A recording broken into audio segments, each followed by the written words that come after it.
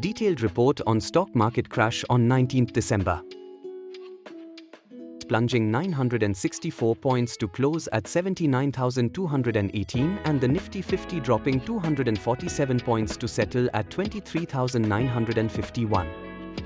This marked the fourth consecutive session of losses, with the benchmark indices shading approximately 3.5% over the past week. The market capitalization of all listed companies on the Bombay Stock Exchange fell by nearly 3 lakh rupees crore in a single day, reducing the total market value to approximately 449.96 lakh rupees crore. The crash was largely driven by global cues following the US Federal Reserve's decision to cut interest rates by 25 basis points to a target range of 4.25% to 4.50%. While the rate cut was in line with expectations, the Fed's revised outlook for 2025 dampened market sentiment. Instead of the anticipated 3 or 4 rate cuts, the Fed projected only 2 quarter-point reductions, signaling a higher-for-longer stance to combat inflation. This announcement triggered a sell-off on Wall Street, with the Dow Jones Industrial Average, S&P 500, and Nasdaq Composite falling by 2.58%, 2.95% and 3.56% respectively.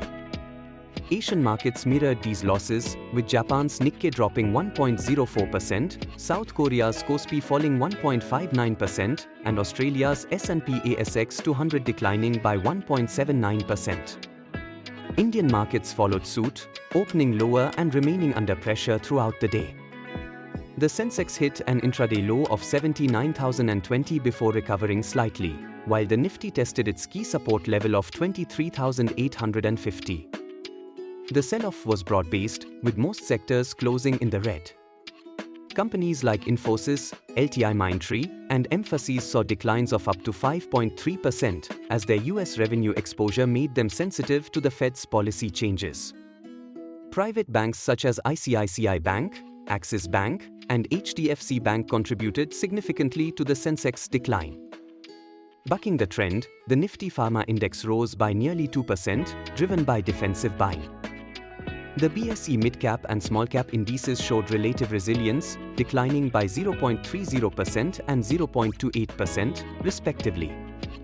The Fed's indication of fewer rate cuts in 2025 reduced risk appetite globally, leading to significant outflows from equity markets.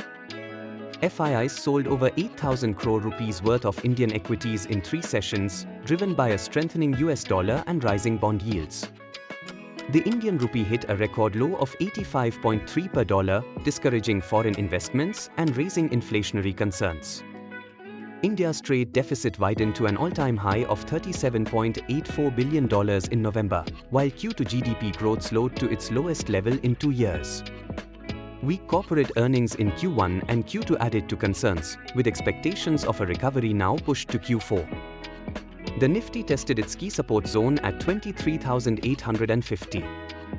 The 200-day simple moving average at 23,825 remains a critical level to watch. A break below this could push the index further down to 23,750 or even 23,700.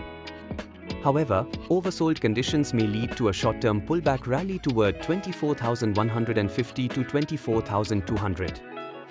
The Sensex key support levels are at 79,000 and 78,800. The market's weakness is attributed to profit-taking in previously strong sectors like IT and banking, while defensive sectors like pharma provided some relief. Despite the current bearish sentiment, oversold conditions and select opportunities in beaten-down stocks may attract long-term investors. Traders are advised to align their positions cautiously, focusing on prudent stock selection and monitoring global developments. 19th December market crash underscores the interconnectedness of global financial systems and the impact of macroeconomic policies on domestic markets. With the Fed signaling a cautious approach to rate cuts and persistent macroeconomic challenges in India, volatility is expected to remain high. Investors should adopt a cautious approach, balancing short-term risks with long-term opportunities in resilient sectors.